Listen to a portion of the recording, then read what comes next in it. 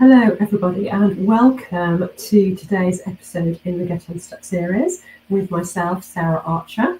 If you haven't joined me live before, I am a career and leadership coach and I work with female leaders to create the right kind of career success that means they don't have to sell out or find themselves burning out. And I do that through either working with them to find their next role, their next promotion or external role, or to have more impact, influence and confidence in their existing role. And I created the Get Unstuck series because when I was a leader, was an HR director, it was very hard to find time during the working week to think about my personal development, my career development, my leadership development.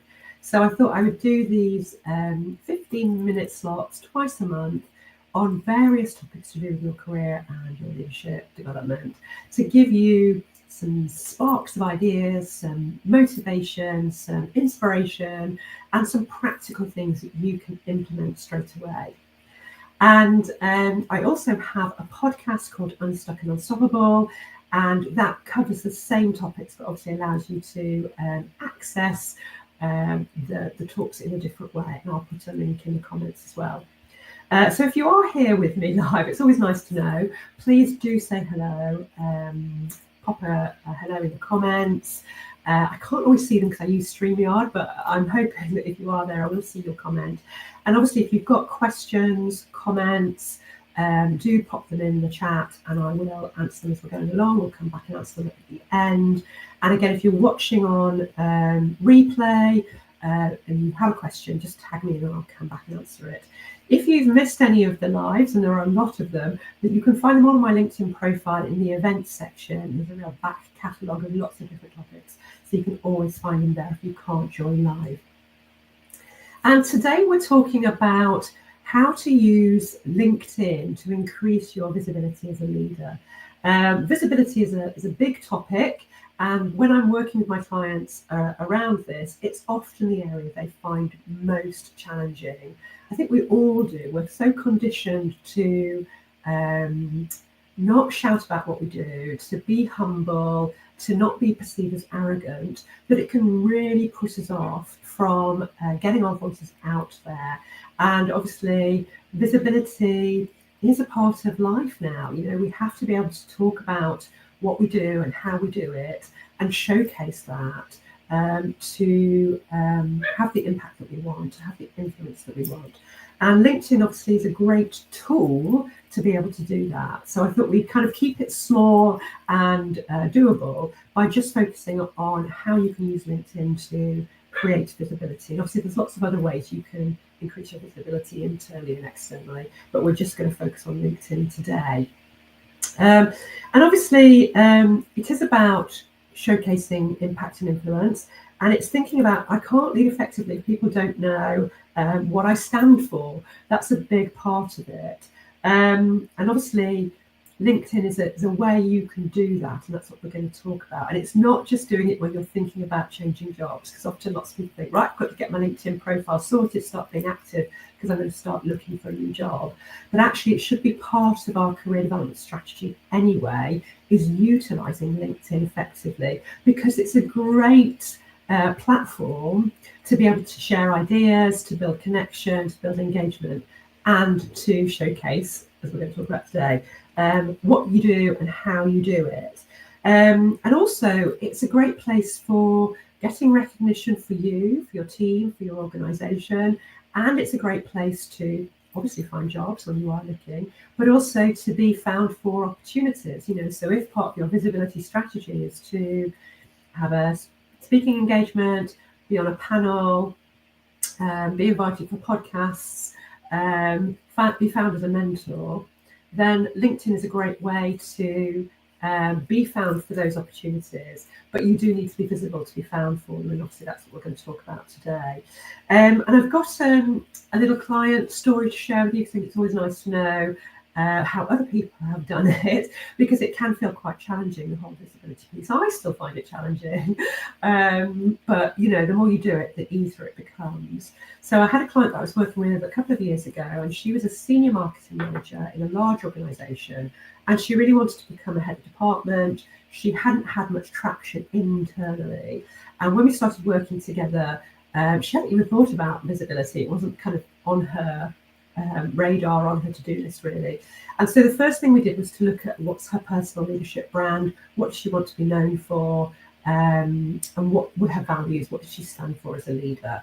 And then when we got that bit nailed, she then started to use LinkedIn amongst other mechanisms to communicate that brand and let people know what she stood for. And she started small, so she started doing liking, commenting, and then she started to do a post linked to leadership thoughts or theory, sharing ideas around leadership. And then she started to write articles. And in those articles, she shared her personal story, things that were happening for her, but linking them to her leadership values. And her leadership values were all around compassionate leadership and the results she got from using a compassionate leadership style. And it really started to have resonance, and she started to get lots of engagement. People were commenting and engaging with her. And what that did is it really boosted her confidence as a leader and increased her self-belief as a leader. And she started to become more noticed internally. And so there were more opportunities for her to work at a sort of, she was still in her senior marketing manager job, but work at a more strategic level. And again, that boosted her confidence. And within 6 months, she had moved into an external, a new role as a head of department. Now, obviously, it wasn't just down to the LinkedIn piece, but it was part of that strategy that she had. And it gave her a real confidence about her leadership style. So, it's definitely doable. And it's not about suddenly going from 0 to, 60 miles an hour on LinkedIn. It's building it up and doing it in a way that works for you. Obviously, that's what we'll talk about as well today. So the first thing we're going to talk about is the kind of foundations of your leadership strategy on LinkedIn. But obviously, the first thing you need to do is get clear about your personal leadership brand. Who are you as a leader? What do you stand for? What are you going to be known for? What are your values? And I've got a great podcast episode on developing a personal leadership brand, which I'll put a link to in the comments, so that you can do that foundational piece first if you're not really clear about what your personal leadership brand is, because you do need to have that piece in place first before you can start communicating more about your leadership style. So the first thing would be to use your voice on LinkedIn. So that's, sharing maybe some insights, some lessons learned, not just your achievements, but your reflections on maybe being a leader. And, you can think about this as a functional leader. So are there things in your industry that are really important to you that maybe you're reflecting on as a leader, as well as, being a leader and what that means for you. So you can think about it, from your subject matter leadership, but also from your personal leadership. And it's a way to sort of communicate your thinking around it, so your thought leadership, not just what you're doing as a leader. So it's kind of elevating it, so you're being seen more as a thought leader in your field. And you're contributing to kind of the leadership debate in your field. So maybe your field, your profession is facing particular challenges at the moment. So you can think about how you could contribute to that debate. And then the thing would be to start telling your story. And this can often be the bit that feels hardest. So sharing your personal story or stories. And it's the thing I found hardest, I have to be honest. And obviously you have to think, what am I comfortable sharing? You don't have to share everything that's happened to you on your leadership journey, but maybe there are key things that you think are useful to others. So that's a way of positioning it in terms of how could this be useful to other people who are maybe just starting their leadership journey, or who are facing some of the challenges that I've faced as a leader. And it's a way of also being a role model for people in your profession to see your journey and how you've got to where you've got to as a leader.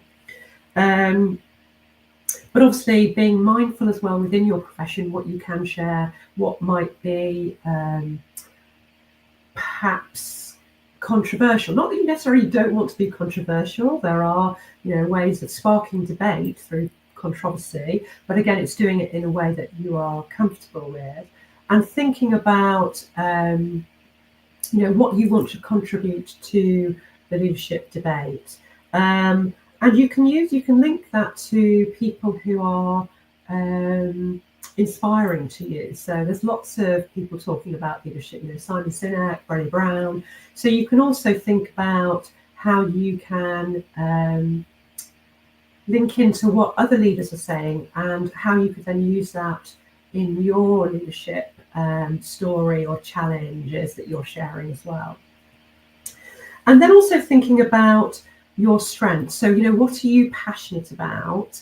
And maybe really kind of communicating that in terms of, is it inclusion? Is it innovation? Is it well-being? Is there something that really sparks you as a leader that you feel passionate about and you want to communicate that or encourage conversation or debate or engagement around that? And also letting people know what you are the go-to person for, because that's a great way in terms of your leadership brand, letting people know that if they've got something that they've got a query on, maybe you're the go-to person to have that debate with or have that conversation with. Now, as I'm talking about these things that you could do, what I think is very useful is to notice your resistance. So are there areas that I've just mentioned, you just think, I just can't go there, I couldn't do that, or that's too extreme, I definitely couldn't share my story, or I couldn't talk about what I'm passionate about. Because noticing the resistance that you might feel lets you know that maybe there's a bit of mindset work that you need to do before you're ready to start getting more visible on LinkedIn. Because we all will have that programming from potentially childhood or early career around not getting too big for our boots, not showing off, not being arrogant, not talking too much, not hogging the limelight, all of those really unhelpful comments or phrases that we've then kind of taken on board. And sometimes there's work to do around reprogramming that and letting some of that unhelpful stuff go so that you can get out there and show up authentically using a tool, using LinkedIn. So it's just noticing, am I feeling resistance to this and why, and what's going on for me, and how can I reframe it and approach it differently. And a good thing to think about is if someone landed on your LinkedIn profile today, what would they know what kind of leader you are and what matters to you? So if they looked at your profile and what you've got on there, and if they looked at your kind of posting history, would they really know what kind of leader you are? Would they know what you stand for? If the answer is no, then obviously that's giving you lots of information about what you might need to do. And if it's yes, but, then maybe that's giving you information about how you just need to elevate what you're doing. But it's a really great question to ask yourself. So we're going to think now about sort of practical things you can do on your LinkedIn profile. And obviously the first thing to do is optimize your profile. So do a little bit of an audit of your current profile, because you don't want people to start looking at your profile because you're posting great posts or articles and then think, oh, this doesn't seem to match the person who's just posted the article. So just doing an audit of your profile, is your photo up to date? Does it look great? Is it kind of conveying the image that you want? Do you have a background banner photograph that communicates your leadership brand, perhaps? And what's your headline saying? There's so many people who just have a headline with just their job title, but there's loads of characters you can use in your headline. So you can think about also communicate maybe what you feel passionate about and maybe what you want to be found for. So it could be HR director, championing inclusive cultures, speaker, mentor. So it lets people know what you're doing, but also kind of where your passion lies, and also that maybe you're available for speaking gigs or to be a mentor for somebody in your profession. So think about how you could use your headline more effectively to increase your visibility, because obviously when you're posting, when you're commenting, that's what appears for people when they're seeing you comment or post. So do that kind of audit. Also thinking about, do you have an about section? I often see people's profiles, they don't have an about section, and it's a great summary of what you do, how you do it, what's the impact you have. You can take it from your CV profile, but you've got more space, so you can talk more about your impact and the achievements that you've had in your role.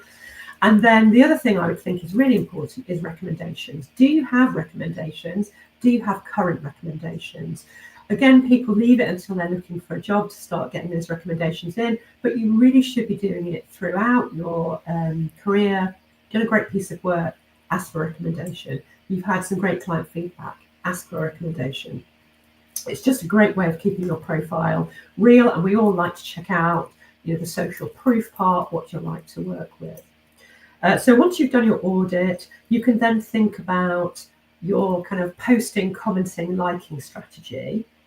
And I would say with this, it's to sort of recognize what your current comfort level is. If you're somebody who's just liking posts at the moment, then to suddenly think about writing an article is too big a stretch. So thinking about, okay, what would be my next thing that I would do that would give me a bit of stretch, but I feel okay with, which obviously the next thing would be to start commenting on posts. So working out where you are in terms of your comfort level, and then thinking, okay, what's my stretch level going to be next for LinkedIn? And thinking about, once or twice a week is enough. So posting once a week to start off with is going to be absolutely enough. And it might be you think, okay, Friday mornings before I log on and start work, I'm just going to do 20 minutes where I'm just going to put a great post out there. So it doesn't have to be onerous. We don't want it to feel like it's just another thing you've got to do. Or it could be 20 minutes commenting, finding 4 posts to comment on. And actually, that's the other thing I wanted to say was when you're looking at your profile audit is thinking about your connections. You do want to have a good number of connections. Anything less than 300 looks like you're not plugged into your network. So you do want to have a good number of connections, and you want to be thinking about connecting to people in your industry, connecting to people who are inspiring you, who are maybe that 1 or 2 steps ahead of you in your career. And also to think about strategically connecting with people who might be your future bosses. So if you've got organisations, companies that you'd like to work for in the future, connecting with the people that you'd be reporting to in that next level role, and then you can start strategically to kind of build a relationship with them, start commenting on their posts, and it's just going to be helpful for your future career. So being a bit strategic about your connections can be really helpful in terms of visibility, because they're going to see your posts if you're connected to them. And then just thinking about the posts, think, what do you like to read? Do you like really kind of quick, skimmable, easy posts to read? Do you like visuals? Do you like video? Do you like the carousel type posts? What gets you interested? And just thinking about how you could share information in a similar fashion, because if it gets you engaged, then it's likely to engage other people. And initially, if you're starting out, it might just be sharing somebody else's post with a comment. It might be sharing some information that's interesting in your industry, and then kind of gradually working up to sharing some of the things I talked about earlier in terms of story, values, etc.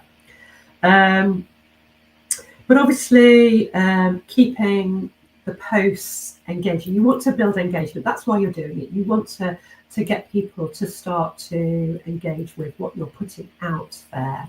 And obviously, if you're getting comments, you want to be replying to those comments as well, because that just increases engagement.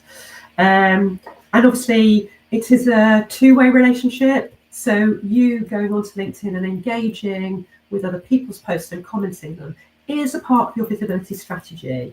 Because it allows you to become visible without actually having to create a post. So just making time to go on and have some, interesting conversations. LinkedIn is great for sharing learning. You can learn stuff about your industry, about leadership, so it's definitely worthwhile investing in if you're not already doing that. And you can use it as a way to uplift other people. You can share other people's posts, you can tag people into comments, you can highlight great work, your team of peers, of people in your industry that are doing great stuff. So it's also a way of raising up others, which is also great for your leadership brand. because it shows what kind of leader you are. So just noticing, what you're going to start with, but definitely kind of taking action. And if you are with me live, maybe what you could do is just pop into the comments, what is one action that you are going to take this week to start increasing your visibility on LinkedIn as a leader. But remember, visibility is not about showing off. It is about showing your impact, your influence, creating engagement, and creating opportunities for yourself. And you can use your voice, you can use your story in a really powerful way to help other people. LinkedIn is simply the tool. It's the message that you're communicating that is the most important thing.